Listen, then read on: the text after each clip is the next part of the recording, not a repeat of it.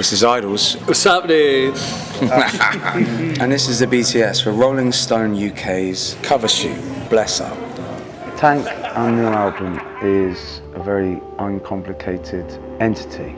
It's an album of love songs, and that is it. There's no call to arms other than myself to feel connected to the world and other people again. We took the process in a new direction in order to challenge ourselves and progress musically, and I wanted to keep the thematics completely uncomplicated in these very complicated times and come at the world with love and empathy alone. I think what it comes down to is the relationship that we have as musicians with our music. We wanted to really progress musically, and the result of that hopefully is a sense of feeling and not thought. Music's a universal language that everyone speaks, and it's something that abridges people and connects people. The only reason I started the band was to feel connected to the world and to other people and feel safe. I was very lonely, I was very troubled, and I wanted to find a connection and feel part of something much greater than myself. And what happens is, with that process, you learn just how beautiful it is to open yourself up, let love in, and the energy that creates in a room is nothing short of magic. Now with this album, we've always worked quite strictly with thematics and stuff, and we just felt in this process recently over the last 3-4 years just how lucky we are as a business, as individuals that get to go and tour the world and spend time with their best friends and have a loyal audience. And that's something we're very grateful for. And that gratitude, as any, I think, good artist would attest to, is that gratitude comes out in hard work.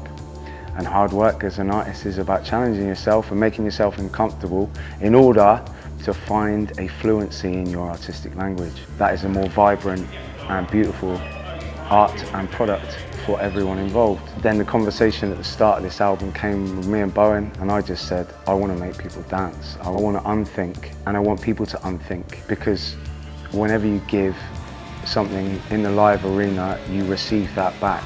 That's just how we've experienced it. So we wanted to understand groove and understand rhythm and understand the landscape that we create as something infectious within us, to enjoy it on a very visceral and humane way that doesn't need translating with lyrics. I just wanted to write about love and make that as humane and physical as possible.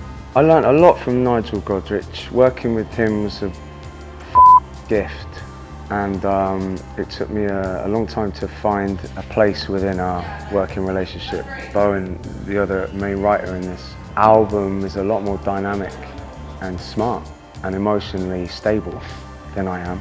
So I just had a lot of catching up to do, which is a beautiful thing. It was a kind of a strange and uncomfortable process.